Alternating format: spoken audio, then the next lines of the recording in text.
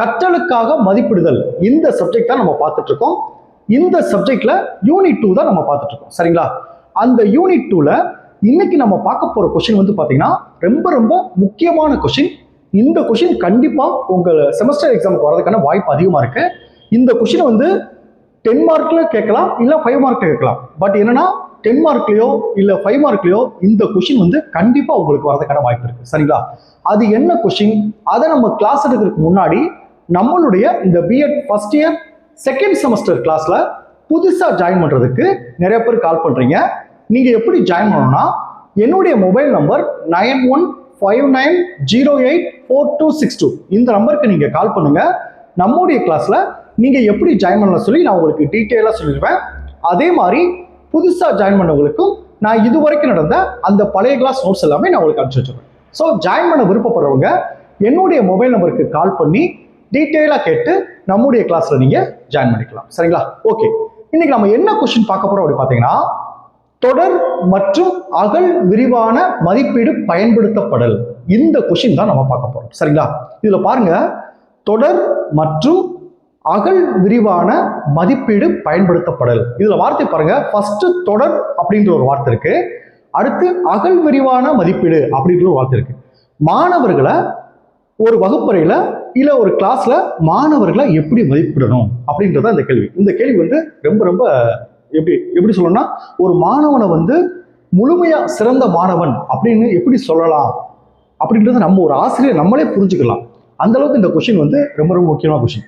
இப்ப நான் சொல்ல போற இந்த கிளாஸ, இந்த அகல் விரிவான மதிப்பீடு என்றால் என்ன, இதை மட்டும் நீங்க கவனிச்சிட்டீங்கன்னா இந்த கொஸ்டின் இருக்க இதோடைய நன்மைகள் இதோடைய குறைபாடுகள் அதெல்லாம் நீங்களே எழுதிடலாம். இதை கவனிச்சிட்டாவே வந்து இதுல இருக்க 2 பாயிண்ட்டை நீங்களே எழுதிடலாம். சரிங்களா?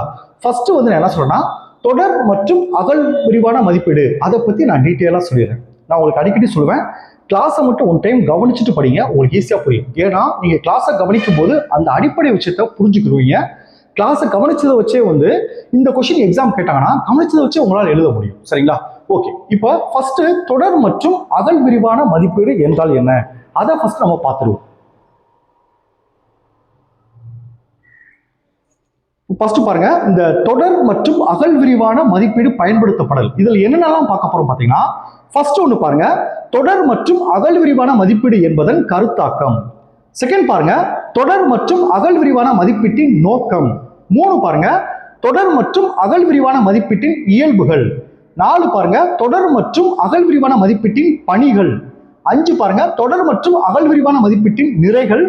6 பாருங்க, தொடர் மற்றும் அகல் விரிவான மதிப்பீட்டின் குறைகள். 7 தொடர் மற்றும் அகல் விரிவான மதிப்பீட்டில் ஆசிரியரது பங்குப்படிகள். இந்த 7 தலைப்புகள் இருக்கு. சரிங்களா? 10 மார்க்ல வந்து பொதுவா தொடர் மற்றும் அகல் விரிவான மதிப்பீடு பயன்படுத்துவதை பற்றி விவரம் கேட்பாங்க. இல்லைன்னா இந்த 7 பாயிண்ட்ல ஏதாவது ஒண்ணு மட்டும் 5 மார்க்ல கேட்கவும் வாய்ப்பு இருக்கு. அந்த அளவுக்கு முக்கியமான கொஸ்டின்.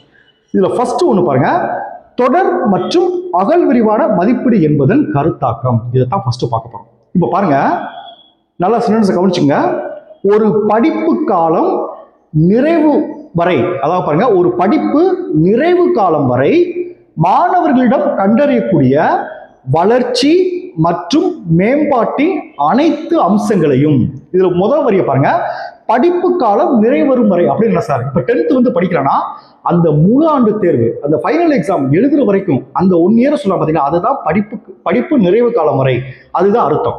அந்த நிறைவு காலம் வரை மாணவர்களுடைய பாருங்க, மாணவர்களிடம் கண்டறியக்கூடிய என்னென்னது, வளர்ச்சி மற்றும் மேம்பாடு அனைத்து அம்சங்களையும் எல்லாத்தையும் தொடர்ச்சியாக குறிப்பிட்ட கால இடைவெளி, இதான் முக்கியமான ஒரு விஷயம், தொடர்ச்சியாக குறிப்பிட்ட கால இடைவெளிகளில் அவ்வப்போது பள்ளியில் மதிப்பிட்டு குறிப்பு வைப்பதே தொடர் மற்றும் அகல் விரிவான மதிப்பீடு என்று அழைக்கிறோம். சரிங்களா? முக்கியமான விஷயம் பாக்ஸ்ல கொடுத்துருக்கோம் பாருங்க, தொடர் மற்றும் அகல் விரிவான மதிப்பீடு என்பதில் இதுல பாருங்க, மதிப்பீடு என்பதன் அடைமொழியாக அந்த மதிப்பீடு எது சம்பந்தமா வருது, தொடர் மற்றும் அகல் விரிவான என்னும் 2 சொற்களுக்கு முக்கியமானவை ஆகும். இதைத்தான் சொல்றாங்க. சரிங்களா? இப்போ உங்களுக்கு சில எக்ஸாம்பிளா சொல்ற பாருங்க, உங்களுக்கு ஈஸியா புரியும். இதுல பாருங்க சார், இதுல வந்து தொடர் அகல் விரிவான இந்த 2 வார்த்தைக்கான அர்த்தம் என்ன சார்? தொடர்னா எப்படி பாத்தீங்கன்னா, இப்ப நான் சொல்லியிருக்கேன், ஒரு வருஷம் படிக்கிறோம், 10th படிக்கிறோம், ஒரு வருஷம் படிக்கிறோம்னா அந்த படிப்பு காலம் முடிகிற வரைக்கும் 1 இயர். சரிங்களா? இப்போ ஃபார் எக்ஸாம்பிள் அதை 3 பருவமா பிரிச்சுக்கங்க. இப்போ இந்த காலாண்டு தேர்வு, அரையாண்டு தேர்வு, முழாண்டு தேர்வு 3 பிரிவா பிரிச்சுக்கங்க. இப்போ கிளாஸ் ஸ்டார்ட் பண்ணுது. ஸ்டார்ட் பண்ண உடனே பாடம்லாம் ஆசிரியர் நடத்துறாங்க. அடுத்து காலாண்டு தேர்வு வந்துருது, போய் எழுதுறான். காலாண்டு தேர்வு முடிஞ்சிருது. அடுத்த ஆசிரியர் கிளாஸ் ஸ்டார்ட் பண்றாரு. அரையாண்டு தேர்வுக்கு ஃபுல்லா போர்ஷன் முடிச்சிடாரு. டைரக்டா அரையாண்டு தேர்வு போய் எழுதுறான். நல்லா கொஞ்சம் இந்த காலாண்டு தேர்வு டைரக்டா போய் எழுதுறான். அரையாண்டு தேர்வு டைரக்டா போய் எழுதுறது பார்த்தீங்களா? இது என்ன சொல்லுவாங்கன்னா தொகுத்தறி மதிப்பீடுன்னு சொல்லுவாங்க. நல்லா கொஞ்சுங்க. அந்த காலாண்டு தேர்வு எழுதுறோம், அந்த பருவம் முடியறதுல காலாண்டு தேர்வு போய் எழுதுறோம், டைரக்டா எழுதுறோம் பார்த்தீங்கன்னா அந்த காலாண்டு தேர்வை தான் தொகுத்தறி மதிப்பீடு சொல்லுவாங்க. அதே மாதிரி இந்த அரையாண்டு தேர்வு டைரக்டா போய் அதை வந்து தொகுத்தறி மதிப்பீடு சொல்லுவாங்க. அடுத்து முழாண்டு தேர்வு எழுதுறோம் பார்த்தீங்களா, அதெல்லாம் தொகுத்தறி மதிப்பீடு சொல்லுவாங்க. அதாவது டைரக்டா அந்த பருவம் முடியும் போது எழுதுறத தொகுத்தறின்னு சொல்லுவாங்க. சரிங்க சார், உங்களுக்கு கொஸ்டின் வரும். இப்படி டைரக்டா கிளாஸை ஸ்டார்ட் பண்ணிட்டு காலாண்டு தேர்வு எக்ஸாம் எழுதுறான். அவனுக்கு கடினமா இருக்குமா இருக்காதான்னு கேட்டீங்கன்னா கண்டிப்பா கடினமா இருக்கும். ஏன்னா படிச்சிருக்கான். அந்த படிச்சதை டெஸ்ட் எழுதி பார்க்கல, ஆசிரியர் அவன்கிட்ட கொஸ்டின் கேட்டு அதை அவனுக்கு புரிஞ்சுச்சான்னு செக் பண்ணல. இப்படிலாம் இல்லாமல் டைரெக்டாக பருவம் போய் எழுதினா அவனால் தேர்வு சரியாக எழுத முடியாது. அப்போ என்ன செய்யணும்? ஒரு பருவத்திற்கு குறைந்தது 3 தேர்வாவது வகுப்பில் நடைபெறணும். கிளாஸ் டெஸ்ட் சொல்லுவோம் பார்த்தீங்களா, அந்த வகுப்பில் 1 தேர்வாக நடைபெறலாம்.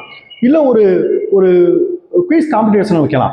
இல்லைன்னா ஏதாவது 1 மார்க் கொஸ்டின் வைக்கலாம். இல்லை ஆசிரியர் வந்து ஒவ்வொரு படமாக முடிச்சுட்டு டெஸ்ட் வைக்கலாம். இதெல்லாம் என்ன சொல்லுவாங்கன்னா வளரறி மதிப்புன்னு சொல்லுவாங்க. அதாவது வகுப்பறையில் கிளாஸ் டெஸ்ட் இருக்கும் பார்த்தீங்களா, வகுப்பறையில் டெஸ்ட் வைக்கிறாங்க பார்த்தீங்களா, அதெல்லாம் வளரறி மதிப்பிடுவாங்க. அப்போ பருவம் 1ல குறைந்தது 3 தேர்வாவது அந்த காலாண்டு தேர்வு எழுதுறதுக்கு முன்னாடி, அந்த பருவம் 1 முடியறதுக்கு முன்னாடி மாணவர்கள் எழுதியிருந்தாங்கன்னா அந்த பருவ தேர்வு போய் அவரால் அட்டன் பண்ண முடியும். சரிங்களா? நல்லா கவனிங்க. இந்த வகுப்பு தேர்வு 1, வகுப்பு தேர்வு 2, வகுப்பு தேர்வு 3 இந்த கிளாஸ்ல வைக்கிறோம் பார்த்தீங்களா, இதை வந்து என்ன சொல்லுவாங்கன்னா வளரறி மதிப்பீடுன்னு சொல்லுவாங்க. சரி சார், இந்த வளரறி மதிப்பீடை வைக்கிறதுனால என்ன சார் நன்மைகள்லாம் கிடைக்கும்? அப்போ அந்த பருவத்தேர்வு எழுதுறதுக்கு முன்னாடியும் மாணவர் வந்து என்ன செஞ்சுக்கலாம், நம்ம எப்படி படிச்சிருக்கோம் அப்படின்னு தெரிஞ்சுக்கலாம், தேர்வு நம்ம எப்படி எழுதுறோம்னு தெரிஞ்சுக்கலாம், நம்ம தேர்வில் என்னெல்லாம் தப்பெல்லாம் பண்ணியிருக்கோம் அப்படின்னு மாணவன் புரிஞ்சுக்கலாம். இதெல்லாம் முன்னாடி அந்த பருவத்தேர்வு எழுதுறதுக்கு முன்னாடியும் தன்னை சுய மதிப்பீடு செய்து கொள்கிறான். சுய மதிப்பீடு செய்த பிறகு அவன் தேர்வுக்கு போனான்னா அது ஈஸியாக இருக்கும். அதான் பாருங்க, இந்த வளரறி மதிப்பீடு இந்த கிளாஸ் டெஸ்ட்ல என்னென்ன வச்சுக்க பாருங்க, அடிக்கடி சோதனைகள் செயல்பாடுகள், அடிக்கடி டெஸ்ட் வைக்கிறது, கிளாஸ் டெஸ்ட் வைக்கிறது.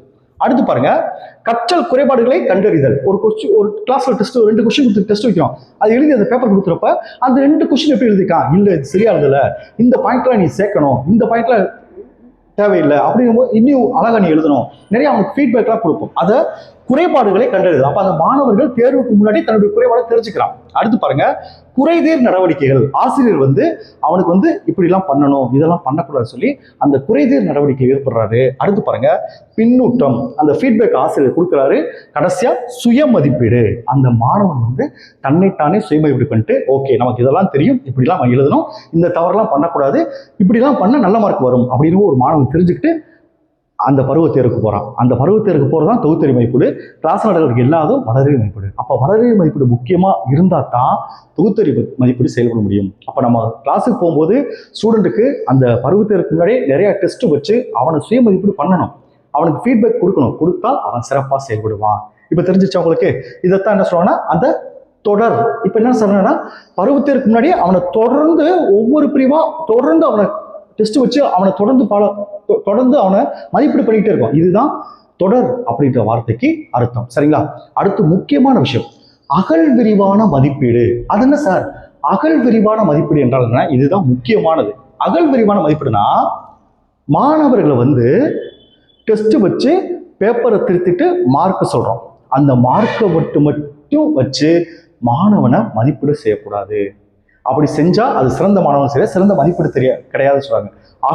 அகல்னா என்னது? விரிஞ்ச அவனுடைய எல்லா திறமைகளையும் மதிப்பிடுற மாதிரி இருக்கணும். எல்லா திறமைனா 3 முக்கியமான திறமைகளை அவனை மதிப்பிடணும். ஒண்ணு பாத்தீங்கன்னா அறிவுக்களம் சார் மதிப்பீடு. அறிவுக்களம் சார் மதிப்பீடு கண்டிப்பா இருக்கணும். 2வது பாத்தீங்கன்னா உணர்வு களம் சார் மதிப்பீடு. 3வது உடல் இயக்கம் சார் மதிப்பீடு. இந்த 3 மதிப்பீடுகளை ஒரு மாணவனுக்கு பண்ணணும். சரிங்களா?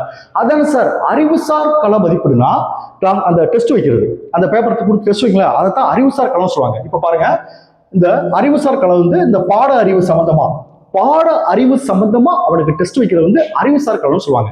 என்னன்னு பாத்தீங்கன்னா இங்க பாருங்க, பாடம் சார்ந்த திட்டங்கள், அடுத்து வகுப்பறை செயல்பாடுகள், அடுத்து தேர்வுகள், சரிங்களா? இது மூணையும் என்ன சொல்லணும்னா அறிவுசார் களம். அதாவது நல்லா சொல்லிட்டேன், 3 விதமா அவனை மதிப்பிடணும். முதல் ஒண்ணு அறிவுசார் களம், இதை அவனை மதிப்பிடணும். ரெண்டாவது பாருங்க உணர்வுசார் களம். அதென்ன சார் உணர்வுசார் களம்னா? இப்ப பாருங்க, இந்த கலை, இசை, பண்பு, ஒழுக்கம் இதெல்லாம் உணர்வோட சேர்ந்தது. அந்த உணர்வுசார் களத்தையும் மதிப்பிடணும்னு சொல்றாங்க. மூணாவதா பாருங்க உடல் இயக்கம் சார் மதிப்பீடு. உடல் இயக்கம் சார் மதிப்பீடுனா அவனுடைய விளையாட்டுல எப்படி திறமையா இருக்கான், இந்த மூணையும் முழுமையா மதிப்பிட்டு அவனுக்கு மதிப்பெண் கொடுக்கறது தான் இந்த தொடர் அகல் விரிவான மதிப்பீடு அப்படி தெரியும். இப்போ உங்களுக்கு புரிஞ்சிச்சா? இப்போ பாருங்க, ஒரு மாணவனுக்கு பாடம் எடுத்து டெஸ்ட் எடுத்து பேப்பர் டெஸ்ட் எழுதி பேப்பர் திருத்துறோம், 80 மார்க் எடுத்திருக்கான். இன்னொரு மாணவனை பேப்பர் தேர்வுக்கான மதிப்பும் கொடுக்குறோம், உணர்வுசார் களத்துக்கான மதிப்பீடும் கொடுக்குறோம், உடலியக்கம் அதாவது விளையாட்டு போட்டிக்கான மதிப்பும் கொடுக்குறோம், அவனை எக்ஸ்ட்ரா கரிக்குலர் ஆக்டிவிட்டிஸ் இந்த இசை, ஓவியம் வளையிறது, இந்த 3 சேர்ந்து மதிப்பிடுறோம். இப்ப பேப்பர் திருத்தவங்களுக்கு 80 மதிப்பெண் வருது. இந்த 3ஐயும் மதிப்பிட்டு அவனுக்கு மதிப்பெண் கொடுத்தவங்களுக்கு 60 மதிப்பெண் வருது. இதுல யாரு சிறந்தவன்? நம்ம ஈஸியா சொல்லலாம், இந்த 60 மார்க் எடுத்தவன் தான் சிறந்தவன். ஏன்னா அவன் படிப்புலையும் நல்லா இருக்கான், விளையாட்டுலையும் நல்லா இருக்கான், கலை நிகழ்ச்சியிலையும் சரி. இப்படி அகல் ஒட்டுமொத்த வளர்ச்சியும் சேர்ந்து மதிப்பிடுறதுதான் அகல் விரிவான மதிப்பீடு. சரிங்களா? எதான் பாருங்க, இதுல அகல் விரிவான மதிப்பீடு இந்த சொல்லியிருப்பேன், அறிவுசார் களம். இன்னொன்று வந்து பார்த்தீங்கன்னா உணர்வுசார் களம், அந்த விளையாட்டு போட்டி, இதெல்லாம் மொத்தமாக கலந்தனா என்ன வரும்னா தேர்வில் பயம் குறையும். இதெல்லாம் படிப்படியாக அவனை தொடர்ந்து அவனை மதிப்பிட்டு போனா தேர்வுல பயம் குறையும். அதே மாதிரி ஒட்டுமொத்த வளர்ச்சி கூடும். சரிங்களா? ஆசிரியர் நம்ம விளையாட்டு போட்டி சில பேருக்கு வந்து பாருங்க, படிப்புல மட்டும் கெட்டிக்காரனா இருப்பான், விளையாட்டு போட்டி தெரியாது. சில பேர் விளையாட்டு போட்டியில் மட்டும் கெட்டிக்காரன் இருப்பான், படிப்புல சரியா பண்ண மாட்டான். ஒரு சில பேர் படிப்புலையும் சரியா இருக்க மாட்டான், விளையாட்டு போட்டியும் சரியா பண்ணா ஓவியம் சூப்பரா வரைவான். சரிங்களா? அப்ப இது என்னன்னா ஒரு மாணவன் நல்லா படிக்க பார்க்கணும், அப்ப விளையாட்டுல நம்ம ஆர்வம் செலுத்தணும். ஏன்னா அதுக்கும் மதிப்பிடுறாங்க. நம்ம அந்த ஓவியம் வரைகிறது, பட்டிமன்றம், அந்த மாதிரி ஏதாவது நிகழ்ச்சியில் கலந்துக்கிறோம், அதுலேயும் கலந்துக்கிறோம். இப்படி 3 இருந்தால் தான் நம்ம சிறந்த மாணவ வர முடியும்னு சொல்லி அவனுக்கு தெரிஞ்சிருது. ஸோ இதுதான் தொடர் மற்றும் அகல் விரிவான மதிப்பீடு. சரிங்களா? இப்போ இந்த தொடர்ன்ற வார்த்தைகளுக்கு அர்த்தம் புரிஞ்சிருக்கும், அகல் விரிவான மதிப்பீடு அப்படின்றதுக்கு அர்த்தம் புரிஞ்சிருக்கும். சரிங்களா? இப்போ உங்கள்கிட்ட கொஸ்டின் கேட்டேன்னா, சரி ரைட் சார், இந்த தொடர் விரிவான அகல் மதிப்பீடு சொல்லுவாங்களா, இதனுடைய நன்மைகள் கேட்டா நீங்களே சொல்லிடலாம். இது ஒரு மாணவனை முழுதா மதிப்பிடுது, மதிப்பெண்ணை மட்டும் வச்சு மதிப்பிடல, அவனுடைய உணர்வுசார் களம், உடல் இயக்க களம் எல்லாத்தையும் சேர்த்து தான் மதிப்பிடுது அப்படின்னு சொல்றேன். இப்போ உங்களுக்கு புரிஞ்சிச்சு அந்த கேள்வி? ஒரு சில முக்கியமானது சொல்ற பாருங்க, கவனிச்சுக்கோங்க. இப்போ சென்டென்ஸா சொல்றேன், கவனிங்க. இப்போ ஃபர்ஸ்ட் வந்து என்ன சொன்னேன், தொடர் மற்றும் அகல் விரிவான சொல்லிட்டேன். அடுத்து இந்த தொடர்ச்சியான மதிப்பீடு சொல்றதுக்கு, தொடர்ன்ற வார்த்தைக்கு பாருங்க, தொடர் என்னும் சொல் தொடர்ச்சியான என்று பொருள் கொள்ளப்படுகிறது. ஒரு படிப்பு நிறைவு பெறும்போது மாணவனின் கற்றல் அடைவதை மதிப்பிடுவதற்கு பதிலாக கற்பிப்பு நிகழும் காலம் முழுவதையும், நான் சொல்ல பார்த்தீங்களா, ஒரு பருவத்தேர்வுனா அந்த கிளாஸை டெஸ்ட் வைக்கணும், அதுதான் கற்பிப்பு காலம் முழுவதையும் 2 அல்லது 3 பருவங்களாக பிரித்து ஒவ்வொரு பருவத்தின் இடையிலும் குறைந்தபட்சம் 2 வளரறி மதிப்பீடுகளை பருவ இறுதியில் தொகுத்தறி மதிப்பீடு ஒன்றையும் மேற்கொள்வதே தொடர்ச்சியான மதிப்பீடு என்று அழைக்கப்படுகிறது. சரி சார், தொடர்ச்சியான மதிப்பீடுகள் என்னென்ன சார் வருது அப்படி பார்த்தீங்கன்னா ஒரு 5 விஷயம் வருது. 1, குறிப்பிட்ட கால இடைவெளியில் மதிப்பீடுகளை மேற்கொள்ளுதல். 2, ஒவ்வொரு பாடங்களிலும் மாணவர் கற்றலை அடிக்கடி சோதித்தறிதல். 3, கற்றலில் காணப்படும் குறைபாடுகளை கண்டறிதல் மற்றும் குறைதீர் நடவடிக்கைகளை மேற்கொள்ளுதல். 4 பாருங்க, ஒவ்வொரு மதிப்பீட்டுக்கு பின்பும் மாணவர்களுக்கு ஆசிரியருக்கு பின்னூற்ற சான்றுகள் இருக்கு, அந்த ஃபீட்பேக் கொடுக்குறது. லாஸ்டா பாருங்க, சுய மதிப்பீடுகளை மேற்கொள்ளுதல், மாணவ தரத்திலே சுய மதிப்பீடு இருக்கலாம் அப்படின்னு சொல்றாங்க. அடுத்த அகல் விரிவான வார்த்தை சொல்ல பாத்தீங்களா, அதுல பாருங்க, அகல் விரிவான மதிப்பீடு என்பது மாணவர்களிடம் கண்டறியப்படும் குறிப்பிட்ட வளர்ச்சி மற்றும் முன்னேற்றத்தின் பல்வேறு அம்சங்களையும் மதிப்பீடுகளை குறிக்கிறது சொல்றாங்க. ரெண்டாவது பாருங்க, மாணவர்களது வளர்ச்சி மற்றும் முன்னேற்றத்தை பாருங்க, நான் சொன்ன பாத்தீங்களா, அறிவுசார் களம், உணர்வுசார் களம், உடல் இயக்கம் சார் களம் ஆகிய 3லும் மதிப்பிடுதலே அகல் விரிவான அல்லது முழுமையான மதிப்பீடு என்று சொல்லிடுவோம். சரிங்களா? இப்போ உங்களுக்கு அகல் விரிவான மதிப்பீடு என்னன்னு சொல்லி புரிஞ்சுச்சா? இதை வச்சு நான் அனுப்புன நோட்ஸ் வந்து நீங்க நன்மைகள் குறைபாடுகள் படிச்சா உங்களுக்கு ஈஸியா புரிஞ்சிடும். மற்றதை நான் உங்களுக்கு அனுப்புறேன். சரிங்களா? Okay, thank you students. நம்ம நெக்ஸ்ட் கிளாஸ்ல பார்ப்போம்.